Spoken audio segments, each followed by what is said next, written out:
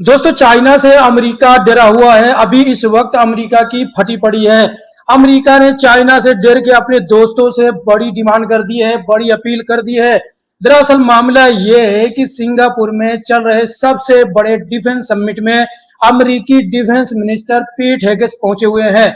वहां पे बयान देते हुए अपने अलाई दोस्तों से जो एशिया के अंदर मौजूद हैं उनसे रिक्वेस्ट की है कि आप लोग भी ज्यादा से ज्यादा पैसे डिफेंस पे खर्च करें।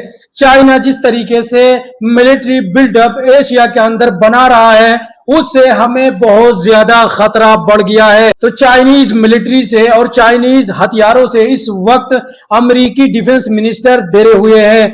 अपने अलाई दोस्तों से आप लोगों को बता दूं कि अमेरिका जब भी खतरा महसूस करता है चाइना से तो अपने दोस्तों के सामने हाथ फैलाता है और भीख मांगता है कि आप लोग भी अपने हथियारों को मजबूत करें ताकि हम एशिया के अंदर पावर बैलेंस कर सके। अमेरिकी डिफेंस मिनिस्टर पीट हेगेस ने आगे कहा कि जिस तरीके से चाइना एशिया के अंदर मिलिट्री बिल्डअप बढ़ा रहा है और नए नए हथियारों को तैनात कर रहा है, नए नए फाइटर जेट हो या नए एडवांस ड्रोन ही क्यों ना हो, इन तमाम चीजों से इस वक्त अमेरिका की चिंताएं बढ़ गई है। क्योंकि आप लोगों को बता दूं, ताइवान को लेके चाइना हमेशा ताइवान के ऊपर चढ़ा रहता है और अमेरिका एक बाल भी नहीं बांका कर सकता है चाइना का। तो इसलिए चाइना के बिल्डअप से सबसे बड़ा खतरा किसी को है तो वो अमेरिका है। क्योंकि अमेरिका ने जिम्मेदारी उठाई है ताइवान की हिफाजत की।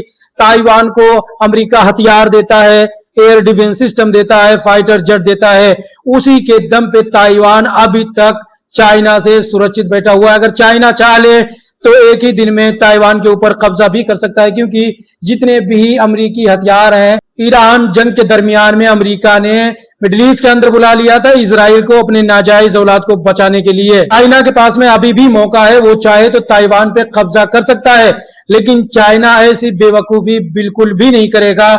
चाइना हमेशा सीक्रेटली प्लान बनाता है कि उस देश को अंदर से कमजोर किया जाए ताकि हमें बड़ा हमला करने की जरूरत ही ना पड़े।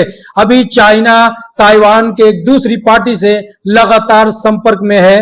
ताइवान की जो दूसरी पार्टी है वो इस वक्त चाइनीज टॉप डिप्लोमेट के साथ में बातचीत कर रही है और हो सकता है कि बातचीत करते ही करते वो सरकार भी पलट सकते हैं। तो इसीलिए चाइना अभी ताइवान के ऊपर हमला नहीं कर रहा है। और जो डिफेंस मिनिस्टर अमेरिका के हैं उनकी जो चिंताएं हैं दोस्तों कहीं ना कहीं जायज है। क्योंकि जिस तरीके से भारत के लिए भी ये जो मिलिट्री बिल्डअप चाइना पूरे एशिया के अंदर बना रहा है और बड़े स्तर पे बना रहा है, इससे सिर्फ अमेरिका को नहीं बल्कि भारत को भी भविष्य में बड़ा खतरा बन सकता है। तो भारत को भी इस पे ध्यान देना चाहिए, अपने बॉर्डर को मजबूत करना चाहिए और जो भी हमारे दोस्त देश हैं उनके साथ में अपने रिश्तों को और भी ज्यादा मजबूत करने पे भारत को काम करना चाहिए। क्योंकि नरेंद्र मोदी की सरकार में भारत के जो भी अलाई दोस्त हैं, जो अगल बगल के दोस्त हैं, वो बिल्कुल भी भारत के समर्थन में नहीं है। तो भारत को इस पे काम करना चाहिए। आगे चल के भारत के लिए भी खतरा बन सकता है। क्योंकि आप लोगों को बता दूं, ऑपरेशन सिंदूर के दरमियान में चाइना ने भर भर के इंटेलिजेंस शेयर किया था पाकिस्तान के साथ में।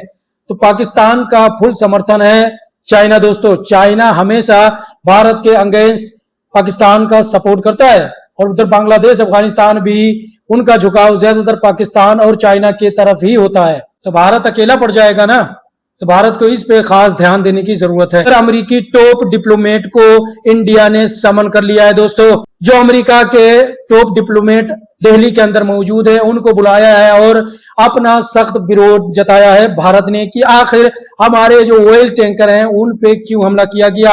आप हमें इसका सफाई दें, रीजन दें, क्या रीजन था जिसकी वजह से आपने हमारे लोगों की जान को खतरे में डाला और हमारे ऑयल टैंकरों को आपने निशाना बनाया। तो भला भारत ने इतनी हिम्मत तो की। हमारे 56 इंच की सरकार ने, आप लोग 56 इंच वाले को तो जानते हैं, हाँ करते रहते हैं, कहीं पे भी जाते हैं, कोई भी काम की चीज इनके अंदर नहीं मिलेगी आपको। कम से कम जो ओपोजिशन के लीडर हैं उन्होंने आवाज उठाई और उन्होंने भाजपा के विदेश नीति पे सवाल उठाया, तब जाके भारत सरकार ने, मोदी सरकार ने अमेरिकी डिप्लोमेट को समन किया है।